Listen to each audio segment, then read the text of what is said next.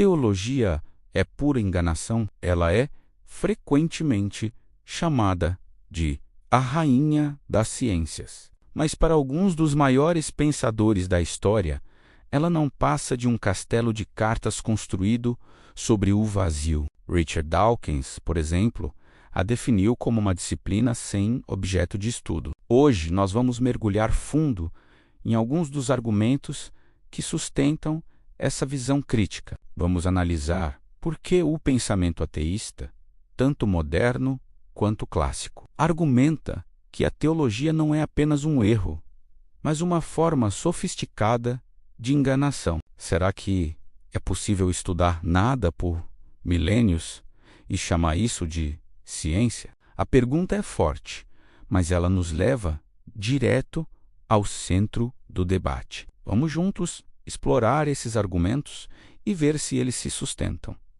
Fique comigo até o final. O primeiro grande argumento contra a teologia é a sua falta de um objeto de estudo real, o que os filósofos chamam de vazio epistemológico. Pense na diferença.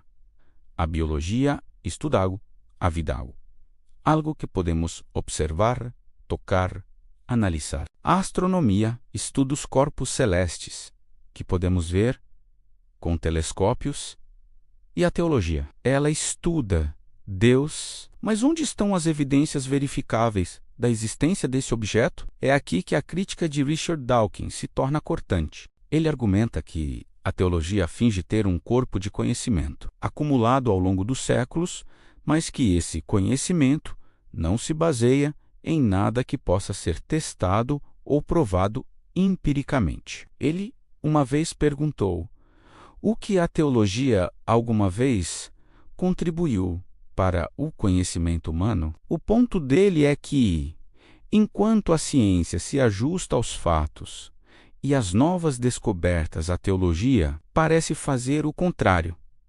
Ela ajusta os fatos, ou melhor, as interpretações, para sempre proteger a conclusão que já foi definida desde o início, a existência do divino. Para os críticos, isso não é busca por conhecimento, é a defesa de uma crença. Agora, vamos ao segundo argumento, que podemos chamar de malabarismo linguístico, uma crítica muito associada a Christopher Hitchens. A ideia aqui é que a teologia usa uma linguagem extremamente complexa e cheia de jargões para esconder a falta de substância e de lógica em seus argumentos. Hitchens dizia que a teologia é ratificadora, ou seja, ela pega algo que nós já não entendemos, como a origem do universo ou a natureza da consciência, e em vez de admitir a ignorância e dizer não sabemos, ela coloca um rótulo de mistério ou plano divino. O exemplo clássico é o problema do mal. Por que um Deus todo-poderoso, todo bom e onisciente permitiria tanto sofrimento no mundo? A teologia dedica volumes e mais volumes para tentar explicar isso, criando termos complicados como teodiceia. Para o pensador ateu, isso é apenas uma desculpa elaborada para uma contradição óbvia. É como tentar encaixar uma peça quadrada num buraco redondo à força. A navalha de Occam, um princípio filosófico, sugere que a explicação mais simples é geralmente a correta. Nesse caso, qual seria a mais simples? Que um Deus bom permite o mal por razões misteriosas. Ou que talvez esse Deus, como descrito, simplesmente não exista. Para os críticos, a teologia escolhe o caminho mais complicado para evitar a resposta mais desconfortável. Isso nos leva ao nosso terceiro ponto: a teologia como uma ferramenta de poder. Uma ideia fortemente explorada por Friedrich Nietzsche. Para ele, a questão não era apenas lógica, mas psicológica. Nietzsche argumentava que a teologia é uma inversão de valores. Ela não descreve a realidade. Ela julga e a condena. Conceitos como o pecado, por exemplo, não seriam descobertas sobre a natureza humana, mas invenções para nos fazer sentir culpados, fracos e dependentes de uma instituição, uma casta de intérpretes, como os clérigos, que supostamente teriam a chave para a nossa salvação. Nas palavras de Nietzsche, a teologia envenena a vida real, o aqui e agora, em favor de um além, de uma vida após a morte, que ninguém nunca provou que existe. A enganação, nesse caso, é política e psicológica. O sistema funciona assim. Primeiro, ele convence você de que você é inerentemente quebrado, falho, um pecador. Depois, ele oferece a única cura que só ele pode fornecer. É uma estratégia de controle que, segundo Nietzsche, enfraquece a humanidade e nos impede de criar nossos próprios valores e viver plenamente. E chegamos ao quarto argumento, que envolve um erro lógico fundamental, o ônus da prova. E para explicar isso, vamos usar a famosa analogia do bule de chá de Bertrand Russell. Imagine que eu diga a você que existe um bule de chá de porcelana orbitando o Sol, em algum lugar entre a Terra e Marte.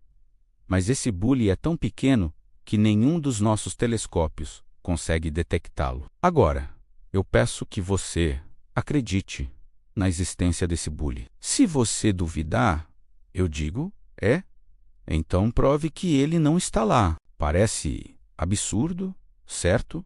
É claro que parece. A responsabilidade, o ônus da prova, é de quem faz a afirmação extraordinária e não de quem duvida dela. Russell usa essa analogia para criticar a teologia. Muitas vezes, o debate é colocado da seguinte forma: o teólogo afirma que Deus existe, e quando o ateu pede provas, o teólogo inverte o jogo e exige que o ateu prove que Deus não existe. Isso é uma falácia lógica. Não se pode provar a não existência de algo que é, por definição, invisível, indetectável e fora do alcance da investigação humana. Para Russell e outros céticos, a teologia joga o jogo errado, colocando o peso da prova nos ombros errados para proteger suas afirmações da necessidade de evidências. Então,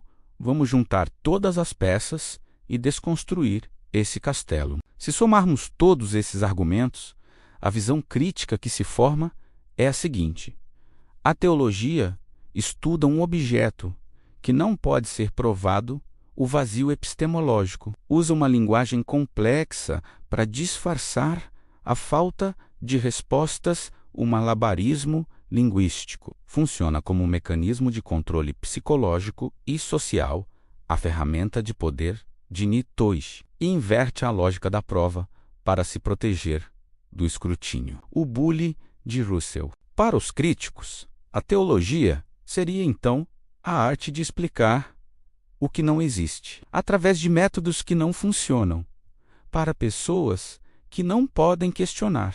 É importante dizer que questionar os fundamentos da teologia não é necessariamente um ataque à fé pessoal ou à espiritualidade de alguém. Muitas pessoas encontram conforto, propósito e uma comunidade na religião. A crítica aqui é direcionada à pretensão da teologia de ser um campo de conhecimento, uma ciência que produz verdades sobre o universo. A questão levantada é se o conhecimento humano deve ser baseado na autoridade de textos antigos e em argumentos circulares, ou em algo mais sólido como evidências, testes e a disposição para mudar de ideia diante de novos fatos. E você, o que pensa sobre tudo isso? Acha que a teologia realmente traz um conhecimento profundo sobre a existência, sobre o divino e o nosso lugar no cosmos? Ou você concorda com os críticos e a vê mais como um exercício de retórica,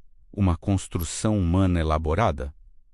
Deixe a sua opinião aqui nos comentários. Vamos debater com respeito e abrir a mente para diferentes pontos de vista. Obrigado por assistir e até a próxima.